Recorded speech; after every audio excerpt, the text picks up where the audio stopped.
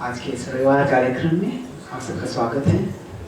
तो मैं पिछले 1 महीने के यहाँ पे आया था ब्रह्मचारियों के लिए। मैं जो भगवद गीता है वो भक्ति शास्त्री में 1 श्लोक करके ले रहा था।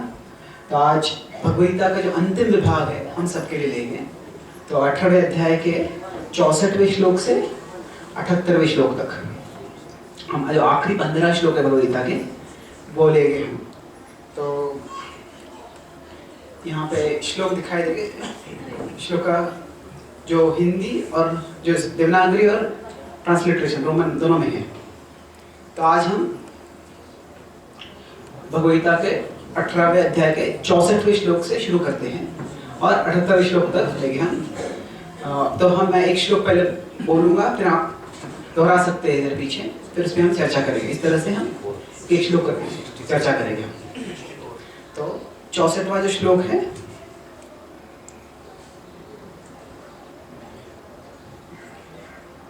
जो भगवद गीता का अंतिम विभाग है, वो भगवद गीता का अंतिम विभाग स्पष्ट रूप से भगवान भक्ति का ज्ञान बताते हैं। भगवद गीता में अनेक मार्ग बताए हैं। ज्ञान मार्ग है, कर्म मार्ग है।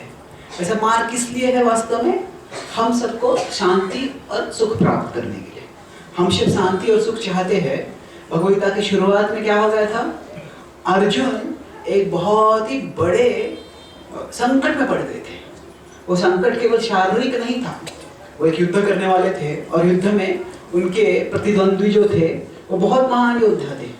वो कोई और व्यक्ति होता तो उसके लिए शारीरिक स्तर का संकट होता था कि मेरी मृत्यु हो जाएगी इस युद्ध में। पर अर्जुन को वो भय नहीं था। अर्जुन का संकट क्या था कि क्या मैं उचित कार्य कर रहा हूँ, मुझे वास्तव में क्या करना चाहिए। अगर मैं किसी से युद्ध करता हूँ और युद्ध में किसी की उनकी हत्या होगी या मेरी हत्या होगी, तो ये युद्ध करना क्या ये उचित कार्य है मेरे लिए? बहुत प्रश्न था अर्जुन के सामने। और भले ही हमें कोई बंदूक या तलवार उठा के युद्ध नहीं करना है, पर भगवद गीता जो बता रही वो क्या है?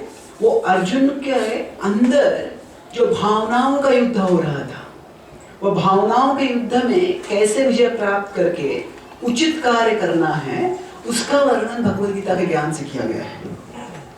तो वो भावनाओं का युद्ध जो होता है वो हम सबके हृदय में होता है। कभी हमको लगता है मुझे ये करना चाहिए, कभी वो करना चाहिए। क्या करना चाहिए मुझे जिससे कि मेरा कल्याण होगा और दूसरों के कल्याण में मदद कर सकता हूँ। तो वह ज्ञान भगवान भगवद गीता में देते हैं।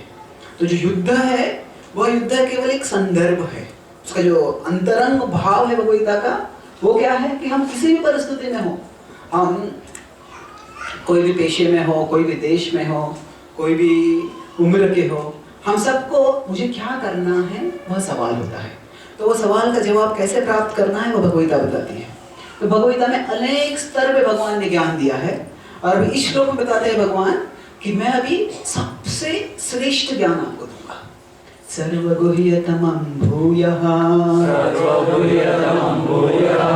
शृणु मे परमं वचः यत्तेऽहं प्रीयमाणाय। सॉरी, 10वें अध्याय में ऐसे श्लोक है, शृणु मे परमं वचः आवश्यकता है। सॉरी, इष्टोऽसि मे दृढमिति ततो वक्ष्यामि ते हितम्। भगवान बता रहे हैं सर्वगुह्यतमं भूयः। सर्वगुह्यतमं, गुह्य मतलब जो रहस्यमय बात है, जो सबको पता नहीं है। और तम मतलब सर्वश्रेष्ठ, जैसे अच्छा और अच्छा सबसे अच्छा। इंग्लिश में गुड, बेटर, बेस्ट कहते हैं। तो वैसे संस्कृत में होता है गुह्य, गुह्यतर और गुह्यतम। गुह्य बात है और गुह्य बात है, सबसे गुह्य बात है। सर्वगुह्यतमं भूयः। भूयः, भूयः मतलब पुनः बता रहा हूं मैं। पुनः क्यों? ये जो भगवत शृणु में परमं वचः, ऐसे ही वचन भगवान ने 10वें अध्याय की शुरुआत में किए हैं। परम भूयः भूय एव महाबाहो शृणु में परमं वचः यत्तेऽहं प्रीयमाणाय वक्ष्यामि हितकाम्यया। तो तभी भगवान ने बताया 10वें अध्याय में कि मैं मेरे परमं वचः बता रहा हूँ। तो जो पहले बताया है वह मैं वापस दोहरा रहा हूँ, क्यों? स्पष्ट हो जाए, कोई गलती न रहे इसलिए आपको समझ में। तो शृणु में परमम वचः। हे अर्जुन, मैंने कई वचन किए हैं, पर उसमें सर्वश्रेष्ठ सबसे महत्वपूर्ण वचन जो है वो बता रहा हूँ। तो 2 बार भगवान जो है वह जोर से बता रहे। क्या है? पहले गुह्यतमम बताया और फिर बाद में बताया है परमम वचः। ये बहुत महत्वपूर्ण है। कभी कोई परीक्षा होती है तो परीक्षा के पहले कोई शिक्षक होता है, वो बोलता है कि ये जो मैं बता रहा हूँ ये बहुत महत्वपूर्ण है। उसका मतलब क्या है? ये आपको समझना चाहिए, आपको याद करना चाहिए, ये आपके परीक्षा में आने वाला है, बहुत महत्वपूर्ण है। तो इस तरह से भगवान 2 बार बता रहे हैं। और इतना ही नहीं बता रहे हो क्या भाई? इष्टोसि मे दृढ़मिति। इष्ट, आप मेरे लिए बहुत प्रिय हो। और कितने प्रिय हो? दृढ़मिति। दृढ़ मतलब क्या? दृढ़ संकल्प कहते हैं। तो भगवान कहते हैं कि आप मुझे बहुत प्रिय हो। वास्तव में भगवान का हम सब के प्रति, हर एक के प्रति इतना प्रेम है कि वो प्रेम का कभी अंत नहीं हो सकता है। There is nothing that anyone can do that can ever stop Krishna from loving us. हमारे पास ऐसी शक्ति नहीं है कि हम कुछ भी कार्य कर सके, हम ऐसा कार्य करें जिससे कि भगवान हमें प्रेम करना छोड़ देंगे। हम कितना भी बुरा कार्य करें, कितना भी घृणास्पद कार्य करें, भगवान कभी हमको त्यागते नहीं। हमेशा वो हमें प्रेम करते हैं। उनका प्रेम का जो स्वरूप है वो कभी बदल सकता है। जैसे माता अपने बालक से प्रेम करती है हमेशा, पर बालक नटखट होता है, नादान करता है, तो फिर कभी डांटेगी, पर वो डांटने के पीछे भी क्या है? प्रेम ही है। तो इस भौतिक जगत में एक दूसरे व्यक्ति से प्रेम करता है, पर बहुत समस्या आ जाती है तो कभी वो प्रेम का रिश्ता टूट जाता है। पर भगवान कभी हमसे जो प्रेम का संबंध है वो तोड़ते नहीं है। वो हमेशा हमारे साथ में रहते। मातृ प्रपन्न पशुपाश विमोक्षणाय मुक्ताय भूरि करुणाय नमो लयाय। 8वें स्कंद के 3रे अध्याय में श्रीमद् भागवतम में गजेंद्र प्रार्थना करते हैं और वह कहते हैं, हे प्रभु आपका प्रेम कैसे है? मातृ प्रपन्न पशुपाश विमोक्षणाय। मैं आपकी शरण में आ रहा हूँ, मुझे आप उद्धार किए संकट से। बड़े खतरनाक संकट में पड़ गए थे गजेंद्र, तो बोलते हैं प्रभु आप क्या है? तो कोई बोलेगा कि तुम तो तुम्हारे संकट में पड़े हो, तुम्हारे कर्म से संकट में पड़े हो, मैं तुम्हारी मदद क्यों करूं? भूरि करुणाय। तो क्या आप बहुत करुणामय। मातृ पशुपाश प्रपन्न विमोक्षणाय मुक्ताय भूरि करुणाय। आप पहले मुक्त है, मैं बद्ध हूँ, आप मुक्त हो, आप मुझे छुड़ा सकते हो, पर आप देखते नहीं हो कि पात्र है कि नहीं। आप करुणामय है, बहुत भूरि करुणा मतलब विशाल मात्रा में करुणा है आपकी, इसीलिए आप जरूर मुझे उद्धार करें। तो भगवान कहेंगे मैं तो बहुत जन्मों से तुम्हें अपने पास लाने का प्रयास कर रहा हूँ, अभी मैं कितने समय तक प्रयास कर सकता हूँ? तो तुम कभी सुनते ही नहीं है। तो नमो लयाय ओ लयाय। प्रभु आप कभी थकते नहीं हो, आप हमेशा सतर्क रहते हो। Krishna is ever waiting, ever willing, ever working. हमेशा इंतजार कर रहे हैं, हमेशा तैयार है और हमेशा प्रयास कर रहे हैं भगवान। तो इष्टोसि मे दृढ़मिति। भगवान कहते तुम मुझे बहुत प्रिय हो। Krishna is determined to love us and we are determined to forget him. ये हमारा दुर्भाग्य है। भगवान हमेशा हमें प्रेम करते हैं, पर हम क्या करते हैं? उनको नए नए पद्धतियां ढूंढते हैं जिससे कि उनको भूल जाए। वास्तव में कैसे है? अभी आजकल तंत्र ज्ञान से बहुत प्रगति हो गई है, अभी विज्ञान से प्रगति है, विज्ञान में भगवान की सेवा में इस्तेमाल कर सकते हैं। पर कई बार क्या होता है, जितनी वैज्ञानिक प्रगति होती है उससे क्या होता है, नए नए साधन लोग निकालते हैं जिससे कि भगवान को भूल जाए। पहले टीवी पे एक चैनल था, अभी 500 चैनल आ गए।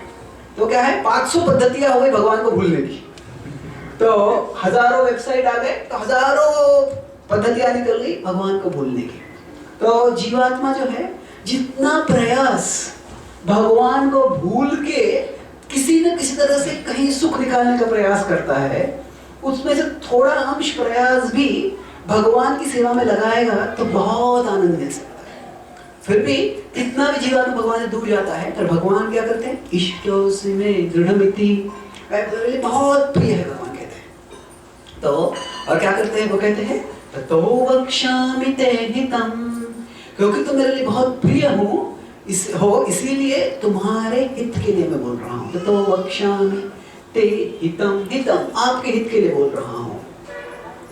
भगवान यहाँ पे बता रहे हैं कि मैं तुम्हारा ही कल्याण चाहता हूँ और इसके लिए बता रहा हूँ। तो अभी ये परमम वचः क्या है, ये 2 श्लोक में आएंगे।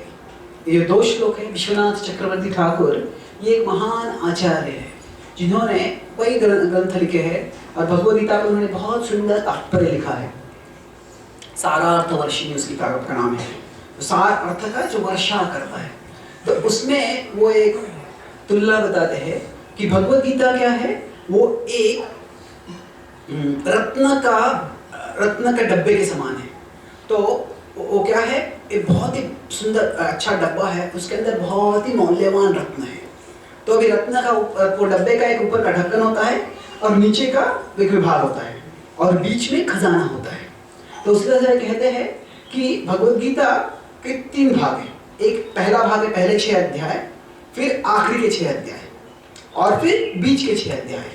तो जो पहले 6 अध्याय है वो एक ढक्कन के समान है, एक नीचे का भाग है। उसमें कर्म के बारे में बताया है, कर्म से धीरे धीरे व्यक्ति भक्ति तक कैसे आ सकता है। और जो ऊपर के 6 अध्याय है, जो मतलब जो 13वें से 18वें अध्याय, वो ढक्कन है। अभी वो ढक्कन क्या है, वो ज्ञान के बारे में बताया, ज्ञान मार्ग के बारे में बताया है। तो मतलब क्या है, ज्ञान से व्यक्ति भक्ति तक कैसे पहुंच सकता है उसका वर्णन किया भगवान ने। और इन दोनों के बीच में 7वें अध्याय से 12वां अध्याय जो है वह भक्ति का ज्ञान है। तो वो वास्तविक में असली जेवर है, असली रत्न है, बहुत मौल्यवान है। पर अगर ऐसा रत्न का डब्बा है, कोई बाहर से देखता है, कोई सोचेगा इसमें क्या है पता नहीं, कौन परेशानी लेगा, कौन खोल के देखेगा। तो व्यक्ति तो लोगों को आकर्षित करने के लिए क्या किया गया है, वो डब्बे के ढक्कन पे जो अंदर के रत्न है उनमें से 2 रत्न वो ढक्कन पे लगाए हैं। तो क्या होता है, अच्छा ये रत्न यहाँ पे है, इसके अंदर क्या मैं देखता हूँ। तो उसी तरह से ये भगवद गीता के अंत में जो 65वां और 66वां श्लोक है वो क्या है, वो भक्ति के रत्न है। वह भगवान ने अंत में बताया है ताकि स्पष्ट हो जाए और उसका अर्थ स्पष्ट हो जाए और उसका और अध्ययन करने के लिए आकर्षण हो जाए। तो हम 65वां श्लोक देखते हैं। मन्मना भव मद्भक्तो मद्याजी मां नमस्कुरु मामे वैश्य सत्यं ते प्रतिजाने प्रियोसि मे। तो भगवान यहाँ पे बता रहे हैं। तो पहले फिर बता कि सबसे गुह्य ज्ञान में बताने वाला हूँ आपको क्या करना चाहिए। वो बताते हैं मन मना, आप आपका मन मुझ में लगाओ। और किस तरह से लगाओ, भव मद भक्तो, मेरा भक्त बन के लगाओ। कई बार क्या होता है, हम किसी चीज में मन लगाते हैं पर उस चीज में हमारा रुचि नहीं होता है। कोई विद्यार्थी होता है, अगर परीक्षा आने वाली है तो पढ़ाई करता है, तो मन पढ़ाई में लग रहा है, लगाया हुआ है, तो सोच क्या रहा है, ये परीक्षा खत्म हो जाएगी तो फिर छुट्टी आ जाएगी, फिर मैं खेलने जाऊंगा। या फिर कोई कॉलेज में विद्यार्थी सोचे कि परीक्षा हो जाएगी, फिर नौकरी मिल जाएगी, फिर बहुत पैसा आ जाएगा मेरे पास। तो क्या होता है, हम एक चीज में मन लगाते हैं पर हमारा जो आकर्षण है किसी और चीज की ओर है। तो भगवान कहते उस तरह से नहीं, भगवान ने हमारा मन लगाना है। और किस तरह से मन लगाना है, भव मद भक्तो, हृदय उनको अर्पण करना है, उनके भक्त बनना है। और मध्याजी मां नमस्कुरु, मध्याजी आप मुझे अपनी पूजा करो, आप मेरे प्रणाम करो। तो यहाँ पे कैसे बताया है कि हमारा जो अस्तित्व है, हमारा शरीर होता है, हमारा मन होता है, हमारी वाणी होती है और हम स्वयं होते हैं। तो हम ये सब भगवान को अर्पण करना है। तो मन मना मतलब हमारा मन लगा दो। मध्याजी मतलब क्या, ऑफर होमेज। होमेज मतलब क्या, गुणगान करना, आदर देना। और नमस्कुरु तो वो वचन से किया जाता है। और नमस्कुरु मतलब हम शरीर से प्रणाम करते हैं। तो इस तरह से भगवान क्या बता रहे हैं, आप आपका सर्वस्व मुझे अर्पण कर दो। ऐसे करोगे तो क्या हो जाएगा, मामे वैश्यसी, आप मेरे पास जरूर आओगे। और वास्तव में यही श्लोक भगवान ने पहले बताया है 9वें अध्याय के 34वें श्लोक में। जिसे बताया था अंदर के रत्न जो है वो बाहर दिखाए है, उसका झलक दिया है। तो उस श्लोक में और इस श्लोक में हम फर्क क्या है वो देखते हैं। वो जो श्लोक है, दो पंक्तियां और तीसरे पंक्ति का एक भाग बिल्कुल एक ही है। मन मना भव मद्भक्तो मध्याजी माम नमस्कुरु मामे वैश्यसि युक्तवैवं आत्मानं मत्परायणः। यह 34वां श्लोक है 9वें अध्याय का। यहाँ वहां पे बताया गया मामे वैश्यसि, आप मेरे पास आओगे, क्या करना, इस तरह से युक्तवैवं, इस तरह से युक्त हो जाओगे आप, इस तरह से कार्यरत रहोगे तो आत्मानं मत्परायणः, आपका जो आत्मा है, आपका सर्वस्व है, मेरे परायण हो जाएगा। और आप इस तरह से मेरे परायण हो जाओगे तो जरूर मेरे पास आ जाओगे। तो और यहाँ पे क्या बता रहे, माँ में विश्व, वहां तक एक ही है पे, सत्यम ते, मैं सत्य बोल रहा हूँ, जरूर आओगे। प्रतिजाने प्रियोसी में, प्रतिजाने, मैं ये घोषणा कर रहा हूँ। क्यों घोषणा कर रहा हूँ? प्रियोसी में, आप मेरे बहुत प्रिय हो। साधारणतया कोई व्यक्ति दूसरे व्यक्ति से भी वादा करता है तो फिर अगर वो धंधे की बात है या स्वार्थ की बात है तो फिर क्या होता है, वो वादा करता है, बाद में वादा पूरा करने की कोई इच्छा नहीं, कोई इच्छा नहीं होती है। पर भगवान बोलते हैं कि हमारा संबंध है वो स्नेह का है। अगर हम प्रेम में किसी से वादा करते हैं तो जरूर उसको पूरा करते हैं। तो प्रियोसी में भगवत सत्यंते, सत्य बोल रहा हूं मैं, और प्रतिजाने, प्रतिजाने मतलब घोषणा करता हूँ। कभी क्या होता है कि अगर दो व्यक्ति मिलते हैं और किसी के कोई और गवाह नहीं है, मतलब वादा करते हैं तुम मेरे लिए कर दो और फिर मैं तुम्हारे लिए ये कर दूंगा, तो वो व्यक्ति वो काम कर देता है और फिर वो बोलता है, ये अभी उसके जिसने वादा किया है, एक व्यक्ति बोलता है तुम मेरे लिए काम कर दो, मैं तुमको ये इनाम दे दूंगा। तो व्यक्ति काम कर देता है, बाद में इनाम की बात आती है, मैंने कब वादा किया था, ऐसे बोल सकता है कोई। इसलिए साधारणतः क्या होता है, जब वादा होता है तो लोग बोलते हैं गवाह होना चाहिए, तो इसलिए गवाह, ये वो गवाह थे, ये सब हुआ था। तो भगवान कहते हैं कि मैं जो बोल रहा हूँ, ये मैं जो ज्ञान दे रहा हूँ वो गुह्य दे रहा हूँ, पर ये जो मैं घोषणा कर रहा हूँ ये क्या है, प्रतिजाने, मैं खुल्ला घोषणा कर रहा हूँ। पहले भगवान ने 9वें अध्याय यही शब्द इस्तेमाल किया था, प्रतिजाने। कौन्तेय प्रतिजानी न मे भक्ता प्रणश्यति, मेरे भक्त का विनाश नहीं होगा, कभी विनाश नहीं होगा। हे अर्जुन, इसकी घोषणा आप करो। तो अर्जुन को तभी बोल रहे थे भगवान आप घोषणा करो, तो भगवान बोल रहे मैं खुद घोषणा करता हूँ। तो यहाँ पे भाव क्या है, भगवान बोलते हैं कि ये बिल्कुल सत्य है कि अगर आप ऐसे करोगे तो आप मेरे पास आ जाओगे। और भगवान के पास आने का क्या फायदा है कि भगवान सनातन है, भगवान सनातन हमेशा सुखी रहते हैं, और जो भगवान के सानिध्य में जाते हैं वह भी हमेशा सुखी हो जाते हैं। तो 34वें श्लोक में 9वें अध्याय के और 18वें अध्याय के 65वें श्लोक में फर्क क्या है, वो वहां पे भगवान क्या है, जो भक्त की जिम्मेदारी पे जोर दे रहे कि तुम ऐसे ऐसे ऐसे करोगे तो तुम मेरे पास आ जाओगे। माँ में युक्तो आत्मानं मत, ऐसे युक्त हो जाओ, इस तरह से परायण हो जाओ तो मेरे पास आ जाओगे।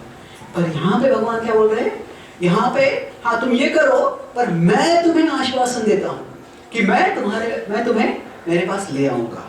तो वहां पे भगवान भक्त की जिम्मेदारी बोल रहे हैं, पर यहाँ पे भगवान बोल रहे हैं मैं जिम्मेदारी लेता हूँ, मैं ये जो आश्वासन देता हूँ तुम्हें तो कि तुम मेरे पास आ जाओगे। तो कभी कभी क्या होता है, लोगों को लगता है कि भगवद गीता बहुत सारा तत्व ज्ञान है इसमें, और फिर बोलते हैं कि भागवतम पढ़ते हैं, महाभारत पढ़ते हैं, उसमें कहानी है, अच्छा लगता है। तो भगवद गीता में तत्व ज्ञान जरूर है, पर तत्व ज्ञान क्या है, उसके पीछे दो व्यक्ति है, और दो व्यक्तियों में बहुत स्नेह का संबंध है, प्रेम का संबंध है, और उनकी भावनाएं जब हम समझते हैं तो फिर तत्व ज्ञान है उसको हम और अच्छी तरह से देखते हैं।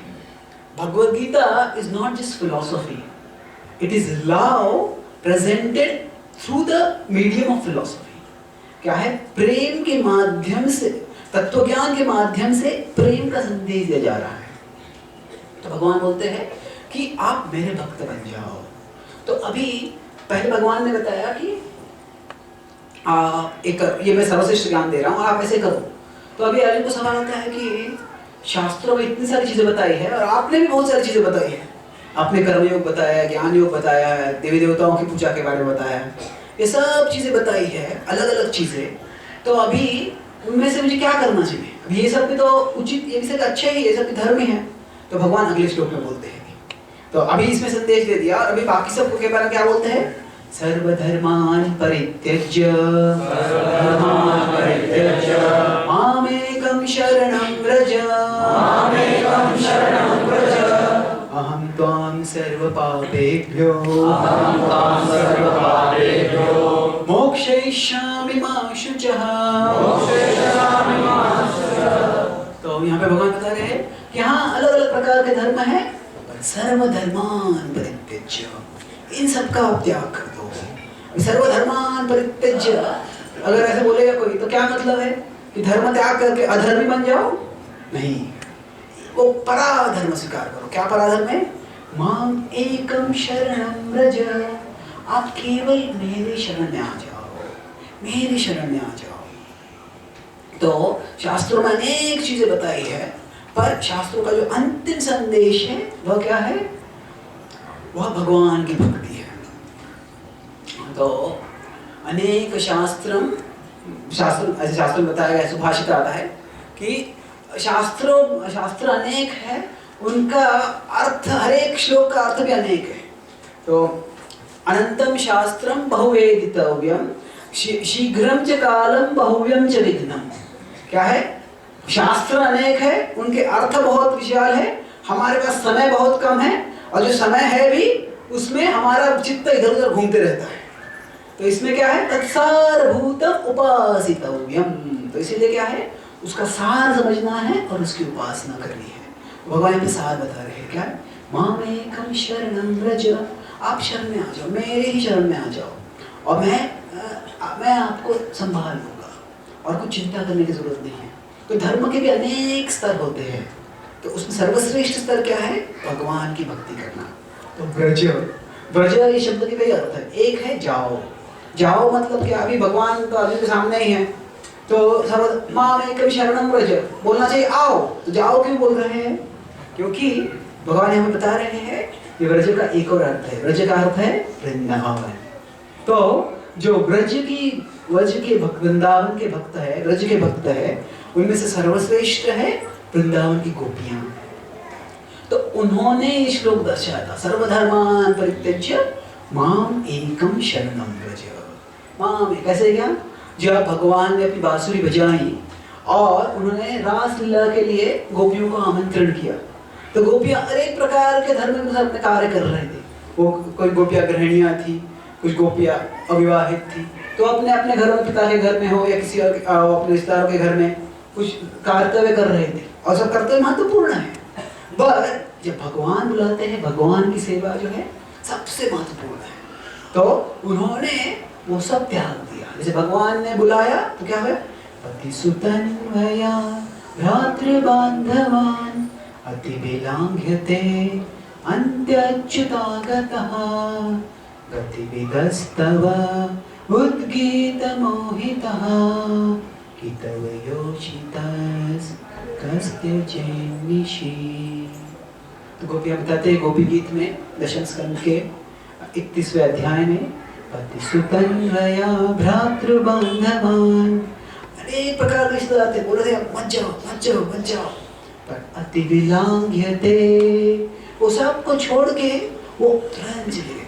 अन्त्यच्युतागतः, हे अच्युत आपकी शरण में आ गए हैं। क्यों? गतिविदस्तव उद्गीतमोहितः, कि आपके जो वेणु है उसका गीत है, उसको सुन के हम आ गए। हम बता रहे गोपियां, जो वेणु का गीत था उद्गीत, उद्गीत मतलब बहुत जोर से आवाज आता। तो वास्तव में भागवतम में दूसरी जगह पे बताया गया है कि वेणु का जो संगीत है बहुत मधुर है, बहुत ही मधुर है, पर यहाँ पे उद्गीत क्यों बताया गया है? बहुत ही ऊंचे ध्वनि का ऐसे बताया। क्यों? क्योंकि वो गोपियों के लिए वैसे था। जब कोई व्यक्ति, अभी कोई माँ अपने बच्चे से प्रेम करती है, तो वो बच्चा दूसरे कमरे में होगा, माँ कोई रसोई घर में कुछ काम कर रही है, और वो बच्चा थोड़ा भी आवाज करता है तो क्या होता है? बाकी सारे आवाज सुनाई देती है, आवाज सुनाई देता है। क्योंकि हमें प्रेम है तो पूरा जो चेतना होती है, संवेदनशीलता होती है, इसे एक जगह पर जागृत होती है। तो इसी तरह से गोपियों के लिए भगवान का जो वाणी थी, वो भगवान की वेणु की ध्वनि थी, उद्गीतमोहितः, उससे वे आकर्षित हो गए और बाकी सब छोड़ के चले आ गए। तो इस तरह से माम एकम शरणं व्रज, तो आप मेरी शरण में आ जाओ। तो मेरी शरण में आ जाओ मतलब हमारे लिए क्या करना है? हमें सारे कर्तव्य छोड़ के आने की जरूरत नहीं है। भगवान ने कलयुग में बड़े आसान साधन दिया है कि हम उनके नाम का जप कर सकते हैं, कि भक्तों के संग में आ सकते हैं और हम भक्ति कर सकते हैं। तो ऐसे करने से क्या होगा, भगवान बोलते हैं अहम त्वां सर्व पापेभ्यो मोक्षयिष्यामि। जो भी पाप हो गए, अगर कोई कहता है कि अरे मेरा ये कर्तव्य है, मैं ये कर्तव्य नहीं छोड़ूंगा, तो क्या होगा? अगर कुछ पाप होगा तो मोक्षयिष्यामि, मैं तुम्हें उससे मुक्त कर दूंगा। वास्तव में अगर कोई भगवान की शरण जाता है तो कोई पाप आता ही नहीं है। भगवान की शरण जाना ही सबसे मंगलमय कार्य है। पर भले ही कुछ पहले भी किसी ने पाप किया है तो भगवान कहते हैं उसको मोक्षयिष्यामि, मैं इससे मुक्त कर दूंगा। तो 7वें अध्याय में जब भगवान वर्णन कर रहे हैं भक्ति के बारे में, तो तभी वे कहते हैं 27वें श्लोक में, येषां त्वन्तगतं पापं जनानां पुण्यकर्मणां ते द्वन्द्वमोह निर्मुक्ता भजन्ते माम दृढव्रतः। बोलते मेरा भजन करना है तो क्या है? अंतगतं पापम, आप पाप से मुक्त हो जाओ, फिर आप मेरा भजन अच्छी तरह से कर सकते हो। तो वहां पे भगवान बता रहे हैं सत्य, पर यहाँ पे भगवान का जो हृदय है वो करुणा से, और वो करुणा उनके हृदय से पूरी बाहर आ रही है। वो कह रहे कोई बात नहीं, पाप हुआ तो कोई बात नहीं है, आप सिर्फ मेरे पास आ जाओ, हम तो सर्व पापेभ्यो मोक्षयिष्यामि। ये भाव क्या है? अभी छोटा बालक होता है, वो बड़ा हो रहा होता है, तो क्या होता है, अभी शरीर की जो क्रिया होती है वो माता उसको सिखाती है कि अभी ये आप अपने कपड़े गंदे नहीं करने चाहिए, आप बाथरूम में शौचालय में जाके वो कार्य करना चाहिए। पर वो कभी बालक अनजान होता है, नादान होता है, ध्यान नहीं देता है, तो अपने कपड़े गंदे कर देता है। तो फिर माँ नाराज हो जाती है, माँ बोलती है कि तुम पहले साफ हो जाओ फिर मेरे पास आओ, जब तक साफ नहीं होते मेरे पास मत आओ। और अभी वो छोटा बालक है, मतलब है कैसे साफ होगा मुझे पता नहीं है, तो असहाय भाव से माँ के पास आओ मैं तुम्हें साफ कर देती हूँ। तो उसी तरह से पहले भगवान बोल रहे पहले साफ हो जाओ, येषां अंतगतं पापं जनानां पुण्यकर्मणां। पर जब भक्त असह्य देखता है तो अहम त्वां सर्व पापेभ्यो मोक्षयिष्यामि, मैं तुम्हें शुद्ध कर दूंगा, आप चिंता मत करो। मां शुचः, आप चिंता मत करो, भय मत करो, शंका मत करो। वास्तव में शंका ये क्या है? शंका यह हमारे आध्यात्मिक प्रगति में दो दीवार आते हैं। अगर मैं यहाँ पे हूँ और भगवान यहाँ पे, तो दो प्रकार की दीवार आते हैं, एक है वासना और दूसरी है शंका। हमारा जो स्थूल शरीर है, ये स्थूल शरीर है, एक सूक्ष्म शरीर है। सूक्ष्म शरीर में मन और बुद्धि होता है। तो मन से एक दीवार आती है, एक व्यत्यय आता है, वह है वासना, और बुद्धि से एक व्यत्यय आता है, वह है शंका। तो क्या है? तो भगवान कह रहे हैं कि जो भी आपकी वासना आ रही है मैं उससे मुक्त कर दूंगा आपको, पर आपकी जो शंका है उसको आप छोड़ना चाहिए। मां शुचः, आप उसके नियंत्रण में मत जाओ। तो आप शरणागत हो जाए, सर प्रत्यज्य माम एकम शरणम व्रज। अभी शरण का अर्थ क्या है? शरणागत होना मतलब क्या? अगर कोई विद्यार्थी है बोलता है अभी मेरे कल परीक्षा आ रही है, मैं शरण जाता हूँ भगवान के, क्या है मैं कुछ भी पढ़ाई नहीं करूँगा, कैसे जाऊँगा, मैं शरणागत हूँ। शरणागति ऐसे नहीं है। अर्जुन शरणागति मतलब, अब अर्जुन शरणागत जाते हैं, पर क्या है शरणागति मतलब? जिम्मेदारी स्वीकार करना है। शरणागति का अर्थ क्या है? जब हम अर्जुन के श्लोक पे आएंगे, अर्जुन 73 श्लोक में जवाब देते हैं, तभी हम देखेंगे। तो अभी यहाँ पे भगवान ने अपना संदेश पूरा कर लिया है। तो शास्त्रों में कई बार जब संदेश बताया जाता है उसके बाद में फलश्रुति होती है। फलश्रुति मतलब जो बताया गया है उसकी महिमा क्या है।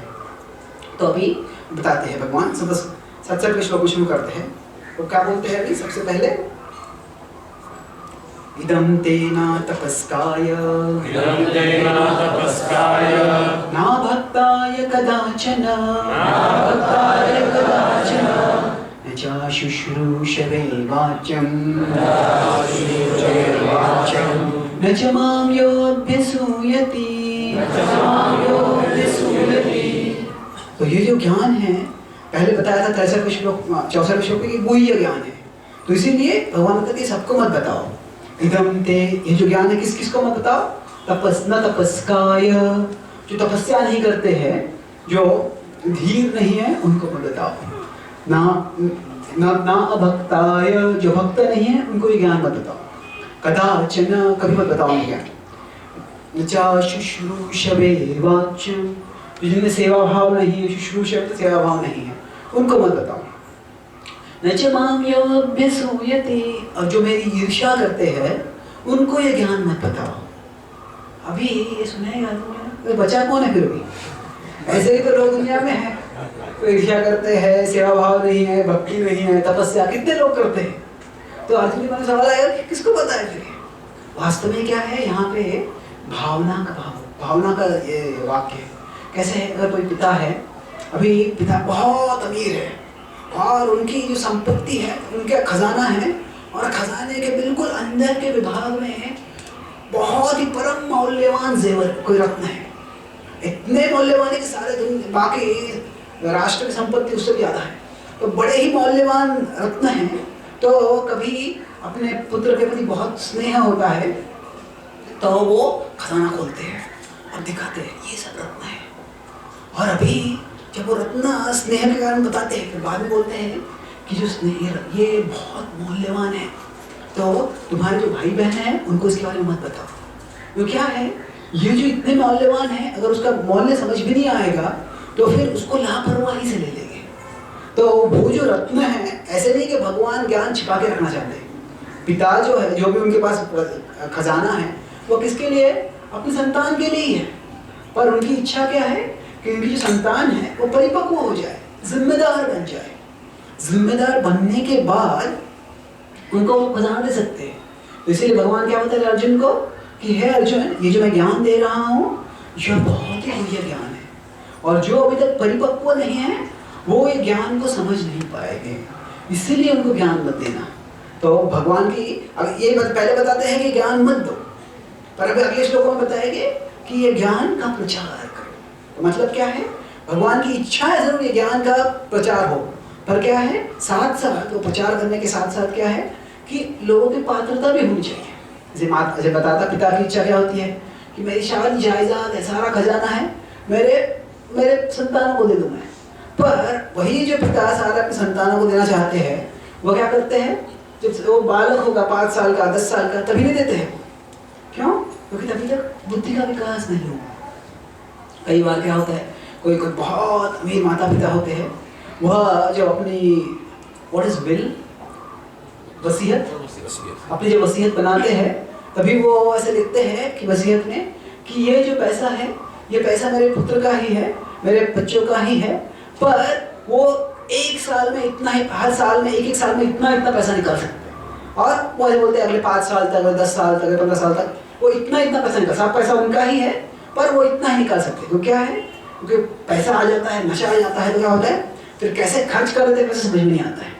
फिर बाद में गरीबी आ जाएगी, पछतावा हो जाएगा, तो फिर क्या, इसलिए संरक्षण रखते हैं।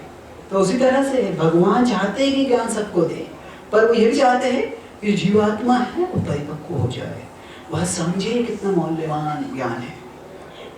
इसलिए आगे बताते हैं भगवान कि ज्ञान सबको मत दो, पर फिर भी वो कहते हैं कि ज्ञान का प्रचार करना ये बड़ा महान कार्य है। तो बताते हैं अगले श्लोक में, यैदं परमं गुह्यं मद्भक्तेष्वभिधास्यति भक्तिं मयि परां कृत्वा मामे वैश्यस्य संशयः। तो ये इदं परमं गुह्यं, इदं परमं गुह्यं, ये जो ज्ञान है परम गुह्य ज्ञान है। सर मैं पहले बताया था गुह्यतम, वही बता रहे हैं, परम गुह्य ज्ञान है। और अगर मद्भक्तेष्वभिधास्यति, तो किसको आप प्रदान करो? मेरे भक्तों को प्रदान करो। मतलब क्या है कि जो अगर भक्त नहीं है, जिनके भक्ति के अनुकूल है, भक्ति भगवान से ईर्ष्या करता है कोई, भगवान से ईर्ष्या मतलब क्या कि भगवान की महिमा सुनकर उसको लगता है भगवान इतना बड़े क्यों है, मैं बड़ा हूँ, तो इस तरह से भाव होता है। तो भगवान की महिमा सुनने से उसका भगवान के प्रति अपराध भाव बढ़ जाएगा। तो जो भगवान के प्रति का भाव है उनको ये ज्ञान दो, मद्भक्तेष्वभिधास्यति। और अगर कोई ऐसे करता है तो क्या होगा, भक्तिमयि परां कृत्वा, ऐसा व्यक्ति मेरी परा भक्ति प्राप्त करेगा, मेरी शुद्ध भक्ति प्राप्त करेगा। अगर शुद्ध भक्ति प्राप्त करेगा, उसके बाद में क्या होगा, मामे वैश्यस्य संशयः, मतलब देखिए वो मेरे पास आ जाएगा। तो शुद्ध भक्ति प्राप्त करेगा और मेरे पास भी आ जाएगा। और फिर अगले श्लोक में बताते हैं कि इतना ही नहीं वो मेरे पास आ जाएगा पर वो मेरे बहुत प्रिय बन जाएगा। माना कहते हैं मुझे तस्मान मनुष्येषु कश्चिन् मे प्रियकृत्तमः भविता न च मे तस्मात् अन्य प्रियतरो भुवि। तो कहते हैं कि यह मुझे इतना प्रिय हो जाएगा कि उसके इतना प्रिय और कोई नहीं है। कश्चिन् में प्रियकृत्तमः, और ऐसे नहीं कि अभी प्रिय, हमेशा के लिए प्रिय रहेगा मेरे लिए, कोई भी इससे अधिक प्रिय नहीं होगा। तो भगवान बता रहे हैं कि क्या है, यह कार्य है भगवान के संदेश का प्रचार करना, यह भगवान को बहुत प्रिय है। क्यों?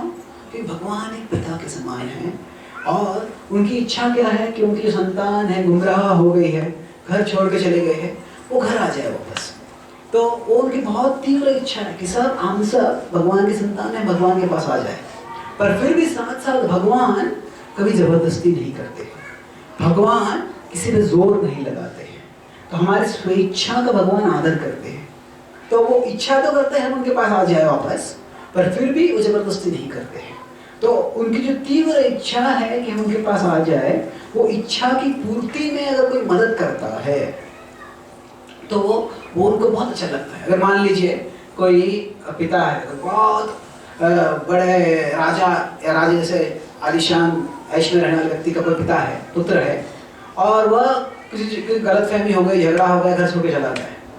तो अगर कोई व्यक्ति उस पुत्र के पास जाता है और उससे बातचीत करता है, वो गलतफहमी को निकालता है और उसको प्रवृत्त करता है कि घर में आ जाए, तो पिता बहुत प्रसन्न हो जाएगी, वो अपने पुत्र घर में आ गया है। साथ साथ क्या प्रसन्न हो जाएंगे कि जिस व्यक्ति ने उसकी गलतफहमी को निकाला है, उसको वापस घर में आने में मदद की है, उसके प्रति भी बहुत प्रसन्न हो जाएगी। तो प्रचार का मतलब क्या है? प्रचार का ये मतलब नहीं है कि सब लोग जो है वो मोह में है, वो अज्ञान में है, मैं ज्ञानी हूँ मैं ज्ञान दूंगा, वो भाव नहीं है प्रचार का। प्रचार का वास्तव में भाव क्या होता है?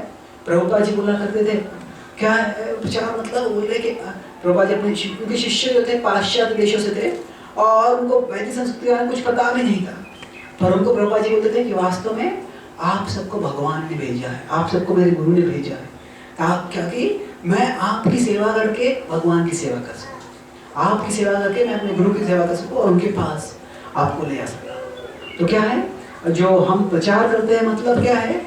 हर एक व्यक्ति के हृदय में भगवान है, उनके पास में ही है, पर हर एक व्यक्ति क्या है? भगवान से विमुख हो गया है। तो विमुख हो गया है तो क्या करना है? सिर्फ उनको भगवान के सम्मुख करना है, उनको भगवान के पास ले जाना, यही प्रचार है। तो हर एक व्यक्ति का भगवान से संबंध है और वो संबंध विकसित करने में अगर कोई मदद करता है तो वो व्यक्ति भगवान को बहुत प्रिय हो जाता है। अभी कोई बोलेगा कि बाप रे प्रचार करना तो बड़ा मुश्किल बात है, मुझे प्रचार जमेगा नहीं, ये लोगों जाके बोलना समझाना, वो सवाल पूछेंगे कहाँ से जवाब दूंगा मैं, ये बड़ा समस्या की बात है। तो भगवान बोले ठीक है, अगर आप प्रचार नहीं कर सकते तो कम से कम आप सिर्फ अध्ययन तो करो, जो मैं संदेश दिया है उसका अध्ययन करो, उससे भी आपका कल्याण हो जाएगा। तो अगले श्लोक में भगवान बोलते हैं कि आप अध्ययन करो। अध्यश्यते च यइमं धर्म्यं संवादमावयो ज्ञानयज्ञेन तेनाहम् इष्टस्यामिति मे मतिः। भगवान बता रहे हैं अधिष्यते, अगर कोई इसका अध्ययन करता है, किसका अध्ययन करता है? धर्म्यं संवादमावयो, हमारा संवाद है बड़ा धर्म का, धर्म के बारे में संवाद है, महत्वपूर्ण संवाद है। तो वो व्यक्ति क्या कर रहा है? ज्ञान यज्ञेन तेनाहम्, वो ज्ञान का यज्ञ करना है। यज्ञ अलग अलग पद्धति का होता है। कोई लोग कहता है वो यज्ञ करते हैं, मतलब क्या करते हैं? वो साधारण लोग सोचते हैं यज्ञ करना मतलब क्या है? अग्नि जलाना है और उसमें स्वाहा करना है। तो प्रभुपाद जी जब पहली बार दीक्षा दी थी 1966 में अमेरिका में, तो उन्होंने पहली बार यज्ञ किया था। तो पाश्चात्य देशों में यज्ञ क्या है किसी को पता ही नहीं था। तो जब उन्होंने यज्ञ किया तो क्या था? वो एक स्टोर फ्रंट था, तो वो एक पड़ोसी में एक जगह थी, तो वो पड़ोसियों ने क्या किया, फायर ब्रिगेड को बुला लिया, घर में आग लग गई बोल के। तो उनको समझ में नहीं आया क्या चल रहा है। तो क्या है कि यज्ञ है, यह लोग समझ में आते हैं अग्नि क्यों जला रहे हैं, क्या कर रहे हैं, पर वास्तव में यज्ञ मतलब यज्ञ का भाव क्या है। यज्ञ में हम शायद कभी घी डालते हैं, कभी अन्न डालते हैं, कुछ अलग चीज़ें डालते हैं। उसका अर्थ क्या है कि जिस चीज़ से मैं भोग कर सकता हूँ वह भगवान की प्रसन्नता के लिए मैं त्याग करता हूँ। तो यज्ञ का जो भाव महत्वपूर्ण क्या है, जिस चीज़ से मैं आनंद प्राप्त कर सकता हूँ वो मैं भगवान के लिए त्याग करता हूँ, और इस तरह से मैं भगवान के प्रति मेरा प्रेम व्यक्त करता हूँ, मेरी भक्ति व्यक्त करता हूँ, और उससे क्या होता है, भक्ति प्रगति करते हैं, उससे उच्च आनंद का अनुभव होता है। तो यज्ञ का जो भाव है वह अलग अलग पद्धति से किया सकता है। तो जब हम अध्ययन करते हैं तो हम सब में कुछ क्षमता में बुद्धि है, और वो बुद्धि से हम अलग अलग चीज़ समझ सकते हैं। हम पाठशाला में आते हैं तो हमारे इतिहास, भूगोल, गणित ये सब विषय समझते हैं। हम कोई नया मोबाइल लाते हैं, नया टीवी लाते हैं, तो उसके बटन, ये बटन कैसे दबाना है, क्या होता है, क्या होता है, वहाँ पे बुद्धि इस्तेमाल कर समझते हैं। तो हमारे बुद्धि से हम अलग अलग चीज़ समझ सकते हैं, पर जो हमारी बुद्धि से हम अलग अलग चीज़ें कर सकते हैं वो बुद्धि अगर हम इस्तेमाल करते हैं भगवान का संदेश समझने के लिए, तो वो क्या है, वो ज्ञान यज्ञ है। जिस बुद्धि से हम अलग अलग चीज़ें कर सकते हैं वो हम बुद्धि भगवान की सेवा के लिए इस्तेमाल कर रहे हैं, भगवान के संदेश को समझने के लिए कर रहे हैं। ज्ञान यज्ञेन तेनाहम्। तो ऐसा व्यक्ति जो है वो क्या कर रहा है, ज्ञान यज्ञ से इष्टस्याम इति मे मतिः, वह मेरी पूजा कर रहा है। वास्तव में हम सोचते पूजा मतलब क्या, कि कोई आरती की थाली लेकर कोई दिया लगा रहा है, अगरबत्ती लगा रहा है, वह पूजा है, वो भी पूजा है, सत्य है, पर साथ साथ हमारी जो बुद्धि है उससे हम पूजा कर सकते हैं। तो शास्त्रों का अध्ययन मतलब क्या है, ये भी बहुत ही पवित्र मंगलमय कार्य है, हम भगवान की पूजा कर रहे हैं। और कोई कहेगा कि यह पढ़ाई जमेगा नहीं मुझे, ये क्या है, इसमें बहुत दिमाग को कसरत करनी पड़ती है, इस लोगों को समझे, इस लोगों को जमेगा नहीं मुझे। तो क्या है, कोई कैसे है ये परिस्थिति, कोई कुएं के अंदर गिरा हुआ है और बाहर से कोई रस्सी फेंकता है और बोलते तुम ये रस्सी को पकड़ो तो मैं तुमको बाहर लेके जाऊँगा। अरे मेरा हाथ बहुत कमज़ोर है, मैं ये रस्सी को पकड़ नहीं सकता।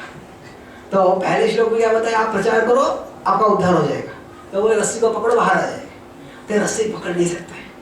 तो फिर बोलते ठीक है, रस्सी नहीं भाई, मैं रस्सी के हाथ से तो एक उसको बांधा हुआ नूज कहते, मतलब क्या, ऐसे मैं उसको गार्ड बांध के रह कि तुम अपने कमर को लगा लो और सिर्फ उसको पकड़ के रखो, बांध के रखो, मैं तुमको खींच लूंगा। तो वो दूसरे श्लोक में भगवान बता रहे हैं क्या है कि तुम कुछ मत करो, प्रचार करके सब अध्ययन करो, हो जाएगा। एक बोलता है अरे बाप रे, बांध के रखे तो कमर को बहुत दर्द होता है बाबा। तो क्या है, वो क्या बोलते, ठीक है मैं रस्सी के साथ एक कुर्सी बैठता हूँ, तुम कुर्सी में बैठो, मैं खींच देता तुमको। तो वो भगवान दूसरे श्लोक में बोलते हैं कि अगर आप अध्ययन नहीं करते तो सिर्फ कम से कम आप श्रवण तो करो, और कुछ मत कर रहे, सिर्फ ये भगवद्गीता का श्रवण करो। वो अगले श्लोक में भगवान बोलते हैं श्रद्धावान सूयश्च शृणुयादपि यो नरः सोऽपि मुक्तः शुभान् लोकान् प्राप्नुयात् पुण्यकर्मणाम्।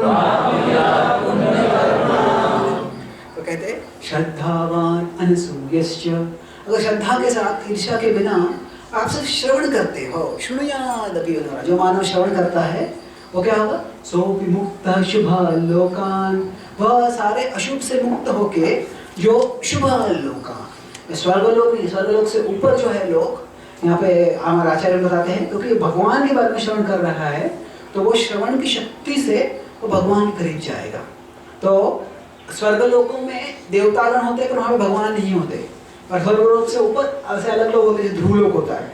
ध्रुवलोक में ध्रुव महाराज महान भक्त है, और क्या उनके साथ साथ विष्णु का भी एक रूप है, ये लोग ध्रुव महाराज विष्णु की सेवा कर रहे हैं। तो ऐसे लोगों में जाएंगे जहाँ पे परम शुभ हो, जहाँ पे भगवान का सानिध्य मिल जाएगा, मतलब लगभग वो भगवत धाम जाने के समान ही है, वो परम मुक्ति के समान ही है। तो आप बोलते कम से कम आप श्रवण तो करो, प्राप्नुयात् पुण्य कर्मणाम्।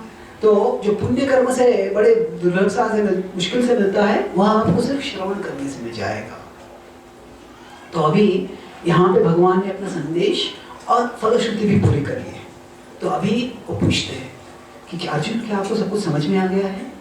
क्या होता है, प्रवचन खत्म हो गया तो प्रश्नोत्तर का सवाल समय होता है कि आप कुछ सवाल है तो उससे पूछे आपको समझ में आ गया है? तो अर्जुन को भगवान पूछते हैं कच्चिदेतच्छ्रुतं पार्थ कच्चिदेतच्छ्रुतं पार्थ त्वय्येकाग्रेण चेतसा कच्चिदज्ञानसम्मोहः प्रणष्टस्ते धनंजय। तो यह भगवान का आखिरी वचन है भगवद गीता में। भगवान क्या बोल रहे हैं? कच्चित् एतच्छ्रुतं पार्थ, हे पार्थ, हे अर्जुन, क्या आपने सुना है? किस तरह सुना आपने? त्वयि एकाग्रेण चेतसा, आपने एकाग्रता सुना है। जो पतंजलि के योग सूत्र है उसमें हमारी चेतना के अलग अलग स्तर बताए हैं, क्षिप्त, विक्षिप्त, मूढ़, क्षिप्त, विक्षिप्त, एकाग्रत और निरोध, 5 स्तर बताए चेतना के। तो मतलब क्या है कि अगर मूढ़ होता है तो मतलब क्या, प्रवचन चल रहा है, व्यक्ति सो रहा है, तो क्या है, तभी कुछ फायदा नहीं है। प्रवचन चल रहा है, प्रभुपाद जी बोलते हैं प्रवचन में कि हम शास्त्रों का अध्ययन करना है, शास्त्रों का श्रवण करना है। ये वास्तव में कोई प्रवचन पब्लिक पंडाल में चल रहा है, वहाँ पे कोई कुत्ता आके बैठ गया, तो कुत्ते के भी कान होते हैं, बड़े कान होते हैं वैसे, तो उसके कान जाता है तो उसका कुछ फायदा नहीं होता है। तो मूढ़ा मतलब कोई अपनी बुद्धि का इस्तेमाल नहीं कर रहा है, वो बिल्कुल मूढ़ जानवर के समान है, तो उससे कुछ फायदा नहीं है। तो उस चेतना में श्रवण करेगा तो फायदा नहीं है। फिर उसके बाद में ये तामसिक है। क्षिप्त मतलब क्या है? व्यक्ति जागृत है, सोया हुआ नहीं है, पर भौतिक चीजों के बारे में बात कर रहा है। आज भारत पाकिस्तान का मैच है, क्या होने वाला पता नहीं मुझे, ये कोई प्रोजेक्ट खत्म होगा फिर मैं जाके मैच देखूंगा। तो क्या है, जब ऐसे विचार होता है तो व्यक्ति जो एक चीज कर रहा है, तो क्षिप्त जो है चेतना कहीं और जगह पे। विक्षिप्त मतलब क्या कि व्यक्ति एक चीज पे ध्यान देने का प्रयास कर रहा है, पर बहुत से व्यत्यय आ रहे हैं। मतलब क्या है, अगर कोई शास्त्रों का अध्ययन कर रहा है और कहाँ बैठ के वो अगर किसी सब्जी मार्केट में बैठ के अध्ययन करने का प्रयास करेगा, तो क्या होगा, ये 10 रुपए किलो, 10 रुपए किलो, 12 रुपए किलो, 8 रुपए किलो, सब लोग चिल्ला रहे हैं यहाँ पे, तो वहाँ पे ध्यान देना बड़ा मुश्किल हो जाता है। तो वैसे ही क्या होता है, हम जब बैठ जाते हैं शास्त्रों का अध्ययन करने के लिए, तो हमारे मन में, हमारा मन जो है वास्तव में सब्जी मार्केट के समान है। तो वहाँ पे अलग आवाज है, अरे टीवी पे क्या प्रोग्राम है आज, वो व्यक्ति ने क्या बोला था, वो अखबार में मैंने क्या पढ़ा था, वो लोग हंस रहे हैं, कुछ मजाक कर रहे हैं क्या, वो बड़े खुश लग रहे हैं, मैं यहाँ पे क्यों पढ़ाई कर रहा हूँ, और इतने सारे आवाज आते रहते हैं। तो उसमें क्या प्रयास कर रहा है व्यक्ति एकाग्र होने के लिए, पर वो एकाग्र नहीं हो पा रहा है। तो इन तीनों चेतनाओं के स्तर से ऊपर है एकाग्रत। एकाग्रत मतलब वो व्यक्ति बराबर ध्यान लगा रहा है, और एकाग्रत जब व्यक्ति रहता है तो उसके बाद में जो निरुद्ध के स्तर जब व्यक्ति पहुंचता है तो व्यक्ति समाधि चलाता है। यत्रो परमते चित्तम निरुद्धम योग सेवया, भगवद्गीता के 6ठे अध्याय में भगवान 20वें श्लोक में बताते हैं कि आप योग साधना से क्या होगा, निरुद्ध हो जाओगे, चेतना बिल्कुल स्थिर हो जाएगी एक चीज पे। तो वो चेतना तक कैसे पहुंचेगा हम, वह एकाग्रता। तो अभी क्या है, हमारा ध्यान लगता नहीं है, पर हमारी इच्छा शक्ति, हमारी दृढ़ संकल्प को इस्तेमाल करके एकाग्रत होने का प्रयास करते हैं। तो हे अर्जुन, क्या आपने एकाग्रत होकर सुना है? अगर क्षिप्त, विक्षिप्त, मूढ़ स्तर पर सुना है तो क्या होगा, समझ में नहीं आएगा। एकाग्रत क्या होता है, हमारा मन होता है ना बड़ा चंचल होता है। तो क्या हम प्रवचन सुनने में बैठते हैं तो क्या होता है, वो प्रवचन चल रहा होता है और बीच बीच में हमारा मन क्या टहलने के चला जाता है। तो थोड़ा घर में चला जाएगा, थोड़ा ऑफिस में चला जाएगा, थोड़ा मित्र के, तो 1-2-3 मिनट में चला जाता है, और फिर क्या थोड़ा वॉल्यूम चेंज होता है प्रवचन का, ये क्या चल रहा है आगे देखते हैं, फिर 1-2 मिनट के रुकता है, फिर वापस चला जाता है। तो क्या होता है, इस तरह से मन बड़ा चंचल होता है। पर धीरे धीरे हम प्रयास करते हैं एकाग्र, जितना एकाग्र होता है उतना हमें समझ में आता है। तो क्या आप एकाग्रता आपने सुना है? कच्चित अज्ञान सम्मोह, आपका जो अज्ञान और मोह है, प्रणष्टस्ते धनंजय, हे धनंजय, हे अर्जुन, क्या आपका अज्ञान और मोह जो है क्या प्रणष्ट, क्या वो नाश हो गया है? तो अर्जुन को सवाल पूछ रहे हैं। तो हमारे आचार्य बताते हैं यहाँ पे कि भगवान वास्तव में चिंतित है कि अर्जुन समझ रहा है कि नहीं, कि अर्जुन को बराबर समझ आया कि भगवान कहते हैं कि अगर तुम्हें कुछ समझ में नहीं आया है तो उनका भाव है मैं पुनः दोहराने के लिए तैयार हूँ। अगर तुम्हें पूरी भगवता समझ में नहीं आए तो मैं पूरी भगवता आपको दोहराने के लिए तैयार। आपको समझ में आया है कि नहीं ये बताओ। तो यह भाव है। अगर साधारणतः क्या होता है, आजकल जो शिक्षण है वो बहुत ही कमर्शियलाइज हो गया है, बहुत ही पैसे के स्तर पे हो गया है। तो फिर क्या होता है, कोई पाठशाला में, कॉलेज में कोई टीचर भी होता है, इसे समझाते हैं और फिर विद्यार्थियों को शंका आती है, सर हमको समझ में नहीं आया तो मेरे प्राइवेट ट्यूशन में आ जाओ तो समझा दूंगा। तो क्या होता है वहाँ पे, तो वो ज्ञान देना महत्व नहीं होता है, पैसा कमाना महत्व होता है। भगवान के वैसे नहीं है, भगवान से भी चिंतित है, क्या आदमी आपको समझ में आया है? तो फिर अर्जुन जवाब देते हैं। अर्जुन उवाच नष्टो मोह स्मृतिर्लब्धा त्वत्प्रसादान् मयाच्युत स्थितोऽस्मि गतसन्देहः करिष्ये वचनं।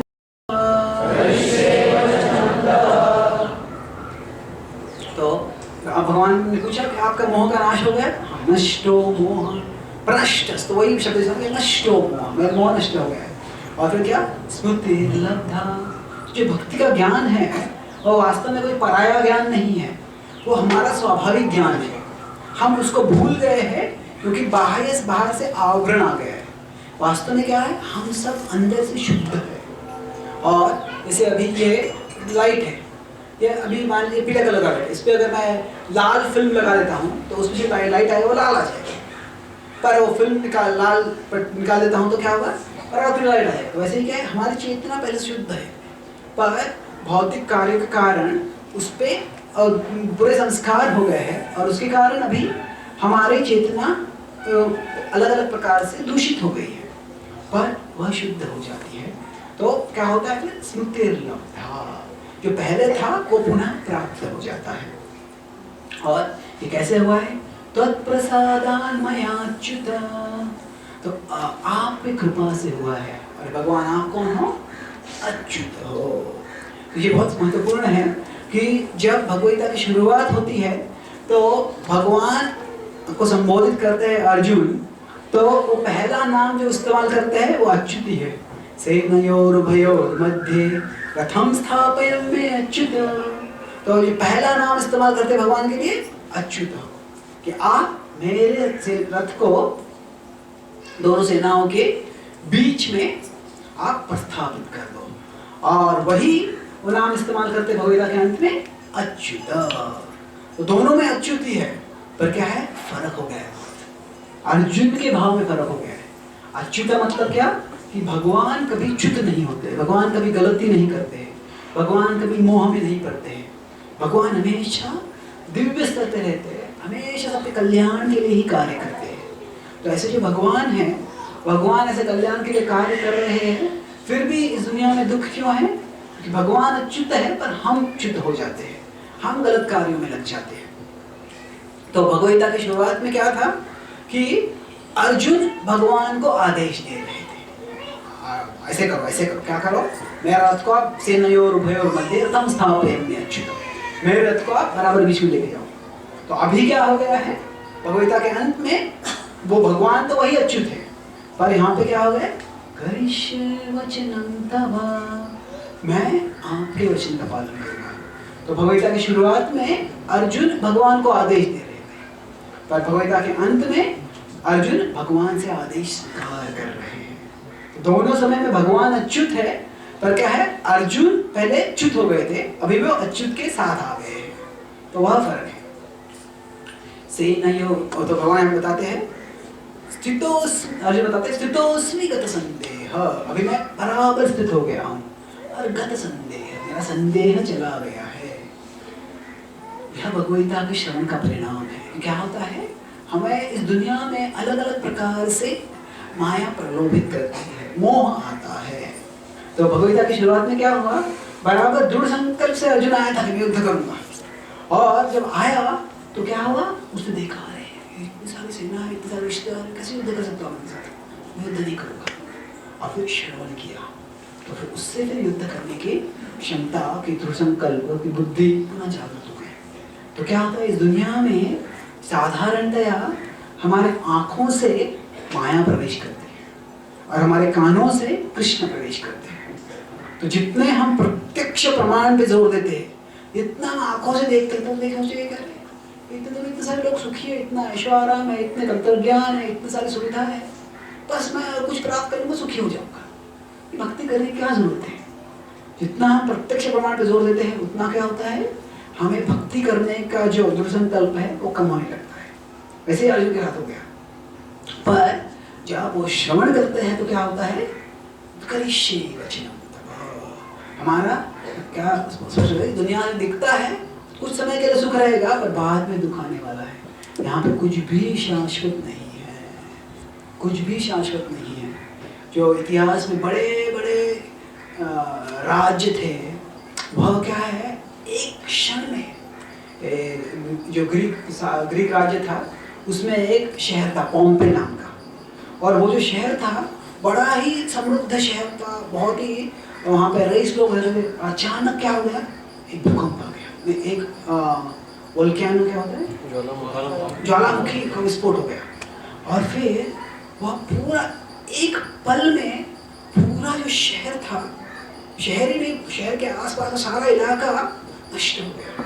तो अभी लगभग वो 2000 साल पहले हुआ था, तो अभी कुछ व्हाट इज डिकेड्स, दशकों पहले। तो जब वैज्ञानिक को खोज कर रहे थे तो क्या हुआ, उनको जमीन के अंदर वो शहर मिल गया।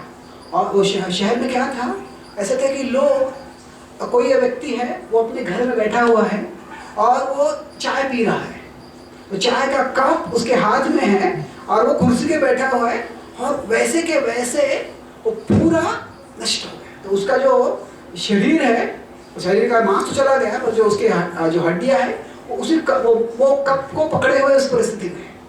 तो क्या है, भौतिक जगत है, इसमें हमें लगता है शाश्वतता है, पर एक क्षण में सब कुछ नाश हो सकता है, सब कुछ नाश हो सकता है। तो इसीलिए हमें क्या करना है कि इस जगत में हमें कार्य तो जरूर करना है, हमें कर्तव्य करना है, पर समझना है कि ये जगत में सारा चेतना, सारी शक्ति इसमें ही प्राप्ति करने के लिए डालनी है। मेरा शाश्वत जो गति है वो इस जगत के परे है। तो करिष्ये वचनं तव, भगवान हमें बताते हैं, मार्गदर्शन करते हैं कैसे हम दोनों का समन्वय कर सकते हैं।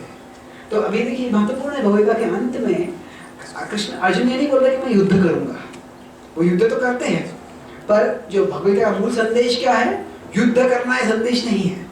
भगवद्गीता का संदेश क्या है, भक्ति करना है। और अर्जुन के लिए भक्ति करने का विधि, भक्ति किस तरह से कर सकते थे, वो युद्ध करके। तो शरणागति का भाव क्या है, शरणागति का भाव है करिष्ये वचनं तव, आपके जो वचन है मैं करूंगा। तो मैं पहले बता रहा था, कोई अगर विद्यार्थी बोलता है कि मैं इस भगवान के शरण हो गया, कल मेरी परीक्षा आ रही है, भगवान के शरण में चला गया और कोई पढ़ाई नहीं कर पाऊँ, ऐसी बात नहीं है। शरणागति में दो भाग होते हैं, एक है एक्सेप्टेंस और दूसरा है डिलीजेंस।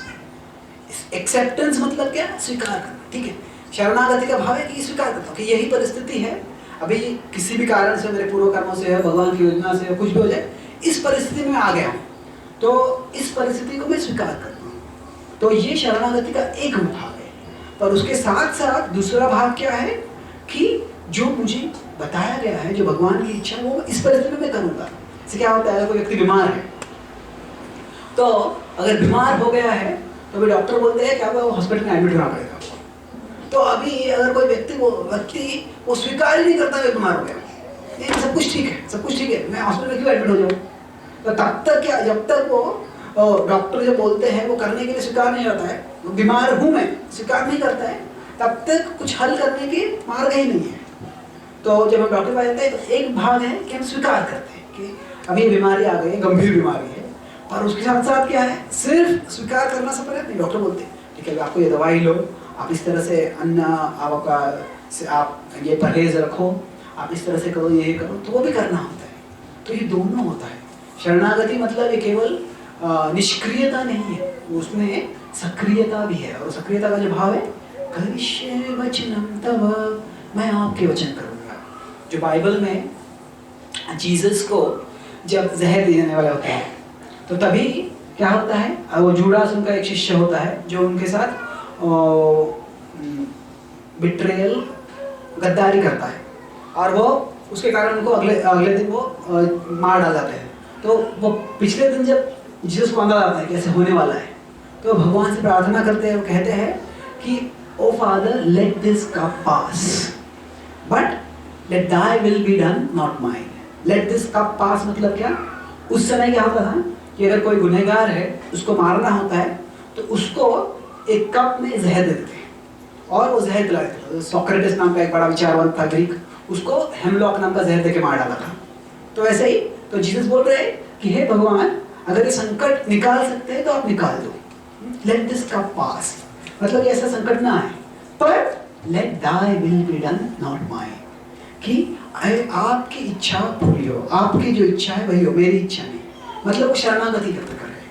तो यह एक शरणागति का ऊंचा स्तर है कि जो आपकी इच्छा है वो पूरी हो। पर जो अर्जुन शरणागति बता रहे हैं वो और ऊपर की इच्छा है। शरणागति क्या है, न केवल आपकी इच्छा को मैं स्वीकार करता हूँ, पर आपकी इच्छा को पूरी करने की जिम्मेदारी मैं लेता हूँ। Late thy will be done, ये एक शरणागति है कि आपकी इच्छा होने दो, पर I will do your will, मैं आपकी इच्छा पूरी करूंगा। करिष्ये वचनम तव, यह भगवान ये और ऊंचे दर की शरणागति है। तो अभी इसके बाद में अर्जुन अपने वचन पूरे कर देते हैं। तो अभी संजय बोलते हैं। संजय क्या बोलते हैं, 4 श्लोक आते संजय के, 5 श्लोक आते हैं। तो संजय उवाच इत्यहं वासुदेवस्य पार्थस्य च महात्मनः संवादमिमं श्रौषम् अद्भुतं रोमहर्षणम्। तो आज संजय बता रहे धृतराष्ट्र से किस तरह से मैंने संवाद सुना है। किसमें सुना है, वासुदेव और पार्थ में। ओके, दोनों महात्मा हैं। भगवान तो महात्मा ही है, पर अर्जुन क्योंकि वो महात्मा की शरण में चले गए हैं, इसलिए वो भी महात्मा बन गए हैं। और 2 महान आत्माओं का मैंने संवाद सुना है। और क्या है संवाद, अद्भुतम रोमहर्षणम, बड़ा अद्भुत संवाद है। रोमहर्ष, रोम खड़े कर रहा है संवाद। क्यों ऐसा संवाद है, कोई 2 मित्र अगर बात करते हैं तो उसमें बड़ी बात नहीं है, पर क्या है, ये संवाद है, भगवान है, भगवान के महान भक्त है, और छोटी बड़ी बात का संवाद नहीं है। ये संवाद ऐसा है कि ब्रह्मांड में जितने भी जीव हैं उनके कल्याण के लिए क्या मार्ग है वो बताया गया है। इसके बाद में वो कहते हैं, अभी वो कृतज्ञ हो जाते हैं कि ये संवाद मैंने सुना है, बड़ा मेरा भाग्य है। तो ये भाग्य क्यों मिला मुझे, मेरे गुरु की कृपा से मिला है। तो गुरु का स्मरण करते हैं, व्यास प्रसादात् श्रुत्वान् एतद् गुह्यमहं परम् योगं योगेश्वरात् कृष्णात् साक्षात् कथयतः स्वयं। तो वो कहते हैं कि व्यास प्रसादात् श्रुत्वान्, व्यास के प्रसाद से मैं सुना हुआ है। तो युद्ध शुरू होने के पहले व्यासदेव धृतराष्ट्र के वहाँ थे और वो कहते हैं कि मैं तुम्हें बहुत बार उपदेश दिया कि युद्ध को टालना चाहिए आपको, पर आपने सुना नहीं, तो अभी युद्ध होने ही वाला है। तो अगर आप चाहते हो तो मैं तुम्हें दृष्टि दूंगा देखने के लिए, चिंता करो। तो धृतराष्ट्र कहते हैं कि मेरे पुत्रों का जीवन तो नहीं देख पाया, उनकी मृत्यु क्यों देखूँ मैं देखना नहीं चाहता मुझे, बस संजय मेरी आंखें बनेगा। तो आप संजय को बात दीजिए। तो संजय को तब ऐसे, तो गुरु क्या होता है, ऐसे नहीं है कि जिसने मुझे दीक्षा दिया वो मेरा गुरु है। अभी कोई ऐसे व्यासदेव ने कोई दीक्षा देने के लिए कोई यज्ञ नहीं किया था संजय को, मैं तुम्हें मेरा शिष्य के रूप में स्वीकार करता हूँ, पर उन्होंने बहुत सुविधा दी। तो क्या होता है, हमारे एक दीक्षा गुरु होते हैं, तो हमारे शिक्षा गुरु भी होते हैं, अलग अलग प्रकार के गुरु होते हैं। जो भी हमें भगवान के पास में मदद करते हैं वो सब हमारे गुरु है। तो यहाँ पर स्मरण कर रहे हैं कि मुझे ये कैसे समझा मिली, व्यास प्रसादाश्रुतवान्। तो अर्जुन जो युद्ध चल रहा था, कुरुक्षेत्र की रणभूमि चल रहा था, संजय ये हस्तिनापुर में अपने धृतराष्ट्र सभा में बैठे थे और फिर भी वो सब कुछ स्पष्ट देख रहे थे। वो क्या दिव्य दृष्टि प्रदान किए थे। तो इस तरह से बड़ा गुह्य है, गुह्यमहं परम। ये कैसे था, जो भगवत अभी दो सेनाएं, कुमति महारादात्म विद्ययायस चरणरति तस्य परमस्य मेस्तु। तो जो है दोनों सेनाओं के बीच में कृष्ण और अर्जुन थे। तो जब ये संवाद चल रहा था वो वास्तव में बाकी सब देख रहे थे, पर बाकी सब स्पष्ट रूप से सुन नहीं पा रहे थे अर्जुन क्या बोल रहे हैं। बस देख रहे थे कि कोई गंभीर बात कर रहे हैं। तो जब गंभीर बात कर रहे देख रहे थे तो फिर भीष्म जो सेनापति थे, भीष्म ने बोला हाथ ऊपर करे, रुक जाओ, कि वो बात कर रहे हैं, वो भी तैयार सतर में नहीं है युद्ध करने के लिए, तो आपको आक्रमण नहीं करना चाहिए। और फिर तो साहब दोनों पक्ष थे रुक गए थे। तो क्या था, वो सब देख रहे थे कुछ बातचीत चल रही है, पर वास्तव में क्या बातचीत चल रही है वह स्पष्ट रूप से समझ नहीं आ रहा था। तो जो पास में थे उनको बात सुनाई दे रही थी, पर जो इतने दूर संजय थे उनको सब कुछ स्पष्ट रूप सुनाई देता। गुह्यमहं परम। तो ये व्यासदेव की कृपा से समझ। और कौन थे, कौन है व्यक्ति जिसके संवाद हुआ है, ये योगम योगेश्वरात् कृष्णात्। जो योग के स्वामी हैं कृष्ण, उन्होंने स्वयं वचन बोले हैं। शास्त्र में बहुत से वचन आते हैं। हम देखते हैं कि वास्तव में कि क्या होता है कि शास्त्रों में कुछ पुराण में शिव जी को भगवान बताया जाता है, किसी पुराण देवी को सर्वश्रेष्ठ बताया जाता है, किसी पुराण में किसी कार्तिक को बताया जाता है, किसी पुराण में कोई गणेश को बताया जाता है। पर क्या होता है, ये जो पुराणों में हम भाव देखते हैं साधारणतया कि जो उनके भक्त है वो गुणगान कर रहे हैं कि ये आप इतने महान हो, आप इतने महान हो, आप इतने महान हो। तो उसके विपरीत अगर हम शास्त्र में देखते हैं, बहुत कम ऐसे परिस्थिति आते हैं कि वो व्यक्ति गणेश स्वयं कह रहे कि मैं परम पुरुषोत्तम भगवान हूँ। ऐसे बहुत कम आते हैं।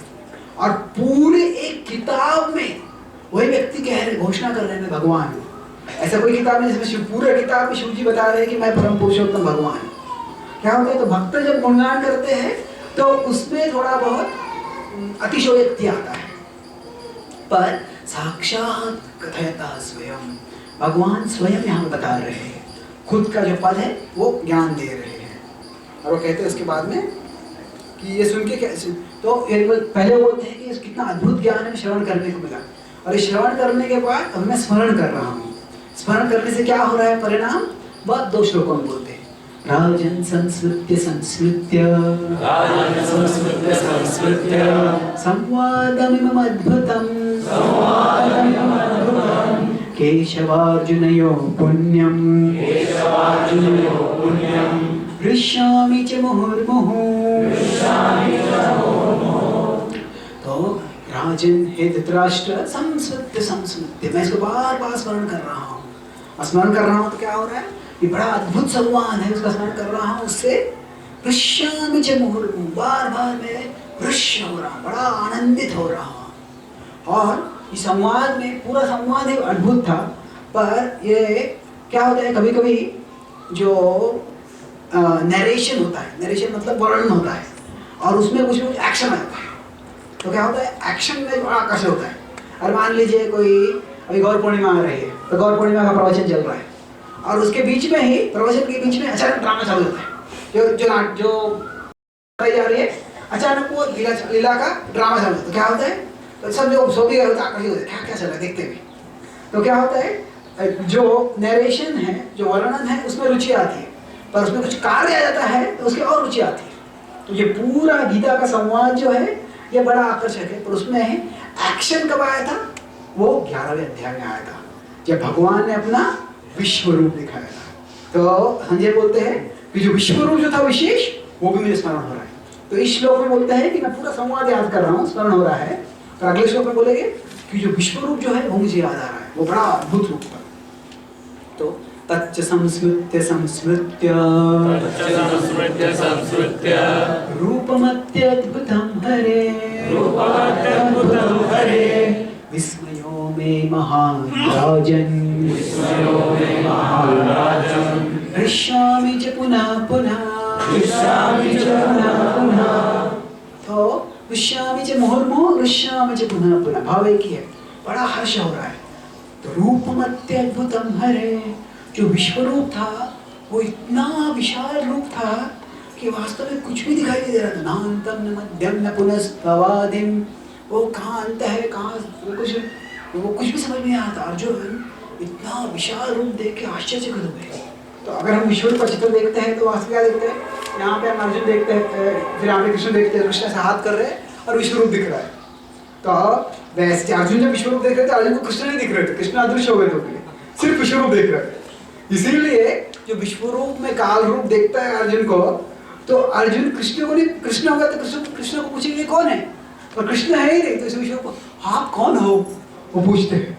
क्यों? क्योंकि आख्या ही में भगवान हो रूप हो, आप कौन हो गए। तो वो बड़ा ही अद्भुत रूप था। तो जो अद्भुत रूप है वो याद कर रहे हैं, अत्यद्भुतम रे। और भगवान का संदेश स्मरण करने से क्या होता है, हमें बड़ा हर्ष होता है, आनंद होता है। भगवद गीता वास्तव में 3 स्तर पे संवाद है। एक स्तर पे ये संवाद है कृष्ण और अर्जुन का, और इस संवाद में क्या होता है कि अर्जुन कृष्ण के वचन को समझ जाते हैं और उनकी इच्छा करने की अनुसार कार्य करने के तैयार हो जाते हैं। दूसरे स्तर पे संवाद जो है संजय और धृतराष्ट्र के बीच संवाद है। और एक तरह से देखिए तो इस संवाद का फल नहीं आता है, मतलब अर्जुन का हृदय बदल जाता है पर धृतराष्ट्र का हृदय बदलता नहीं है। तो धृतराष्ट्र का हृदय बदलता नहीं है, इसका मतलब क्या है कि संजय का ये सारा वर्णन करना व्यर्थ हो गया? नहीं। क्या होता है, कभी कभी हम प्रचार करते हैं तो हम भगवान का संदेश बोलते हैं तो कभी कुछ लोग सुनते ही नहीं, ध्यान नहीं देते, जो इतना समय बर्बाद कर दिया जब तुम बताते हुए, और समय बर्बाद नहीं हुआ है। क्या होता है, हमारा शुद्धिकरण होता है। अगर हम भगवान का संदेश से बता रहे हैं तो भगवान का संदेश दोहरा के हमारा भगवान के प्रति आकर्षण बढ़ जाएगा, हमारी भक्ति वृद्धि होगी और हम संतुष्ट हो जाएंगे। तो संजय जानते हैं धृतराष्ट्र का हृदय बदलने वाला नहीं है, पर फिर भी वो धृतराष्ट्र को संदेश दे रहे हैं, पर उनकी चेतना है धृतराष्ट्र के साथ नहीं है, उनकी चेतना जो है कृष्ण के साथ है, कृष्ण का स्मरण कर रहे हैं। इसलिए हृष्यामि च मुहुर्मुहुः। और तीसरे स्तर पे भगवद गीता संवाद है वो आत्मा और परमात्मा, इनके बीच संवाद है। हमारा शरीर भी एक रथ के समान है और हम इस शरीर पे रथ पे बैठे हुए हैं और भगवान रथ के सारथी है। तो क्या है, भगवद गीता संदेश जो है हम सुनते हैं एक बार 2 बार प्रवचन में, पर वही वचन अगर हम प्रामाणिक सुनने का प्रयास करते हैं तो वही वचन भगवान हमारे हृदय से हमें दोहराएंगे। जब हम संकट में पड़ जाएंगे, विपत्ति में पड़ जाएंगे, द्वंद्व में फंस जाएंगे, तो बराबर हमें गीता का संदेश याद आएगा, हाँ ऐसे करना चाहिए, ऐसे नहीं करना चाहिए। तो ये जो अंतरंग संवाद है ये सदैव चल सकता है, और इस अंतरंग संवाद के द्वारा हम हमेशा भगवान की वाणी को सुन सकते हैं और भगवान के संग में रह सकते हैं। तो हम जो संदेश सुन के अर्जुन जैसे श्रवण करेंगे या धृतराष्ट्र जैसे श्रवण करेंगे, वह चुनाव हमें करना है। और ये एक समय का चुनाव नहीं है, हर पल हम जब श्रवण करते हैं, हम जब स्मरण करते हैं तो चुनाव कर सकते हैं। दोनों चुनाव दिए हैं। तो अर्जुन अभी संजय दोनों पर्याय हमारे पास है, चुनाव हमें करना है। तो अभी संजय वो तो सोचते हैं कि मैं भी हर्ष में हूँ। तो क्या होता है, अगर व्यक्ति हर्ष में होता है तो साधारणतः इच्छा होती है कि दूसरा व्यक्ति दुखी क्यों है, उसको भी सुखी होना चाहिए।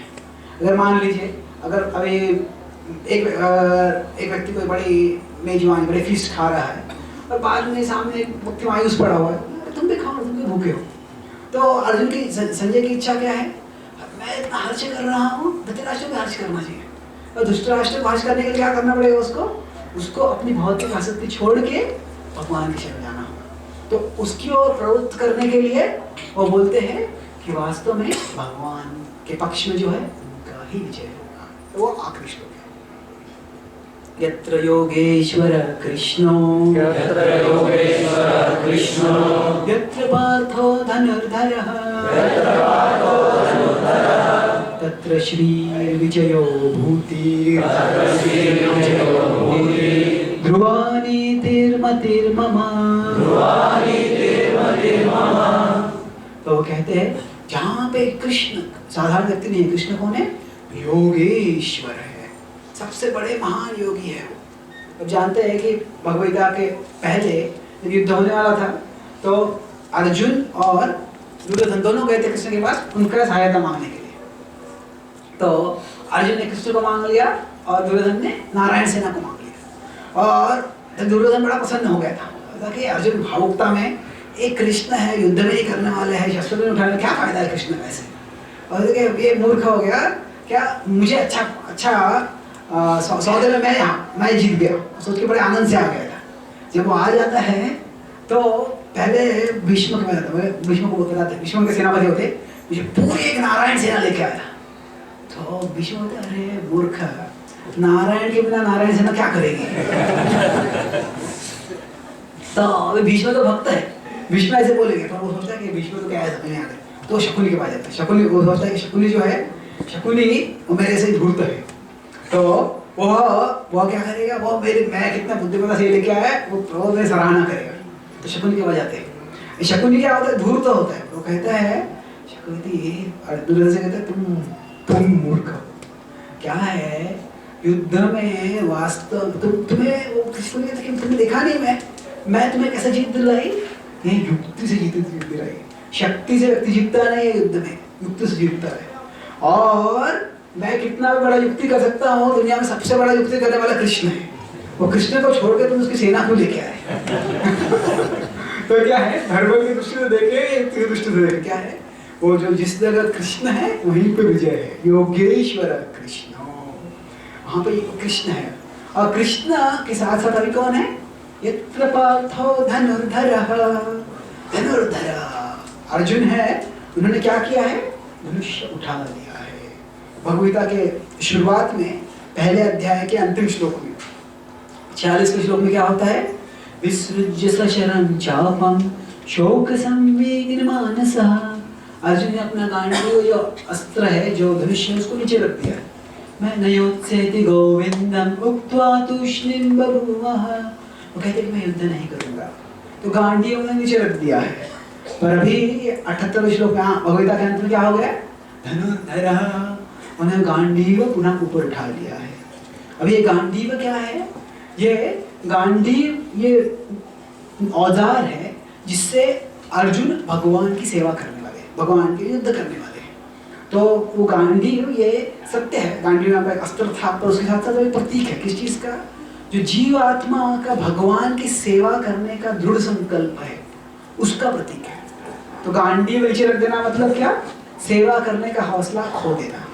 और गांडीव उठा लेना मतलब क्या, सेवा करने की हौसला पुनः बुलंद कर देना। तो क्या होता है, हम इस दुनिया में बहुत सी चीजें होते हैं इससे क्या हमारा हौसला हम खो देते हैं। पर अगर हम श्रवण करते हैं, अच्छी तरह से भगवान का संदेश समझते हैं, तो क्या होता है, जप करने के लिए, संग करने के लिए, सेवा करने के लिए उत्साह पुनः जागृत हो जाता है। और कहते हैं अगर जहाँ पे भगवान और भक्त दोनों साथ में, और भक्त भगवान की सेवा करने के तैयार है, तो क्या है, तत्र श्री विजयो भूति, वहाँ पे विजय अवश्य है, विजय अनिवार्य है। तो वो बताते हैं कि तुम ये आशा मत करो कि तुम्हारा विजय होगा, अभी भी समय है, तुम कृष्ण के शरण में चले जाओ, और जाओगे तो तुम्हें भी जैसे मैं ऋष्यामि हूँ, तो आप भी ऋष्यामि हो जाओगे, आनंदित हो जाओगे।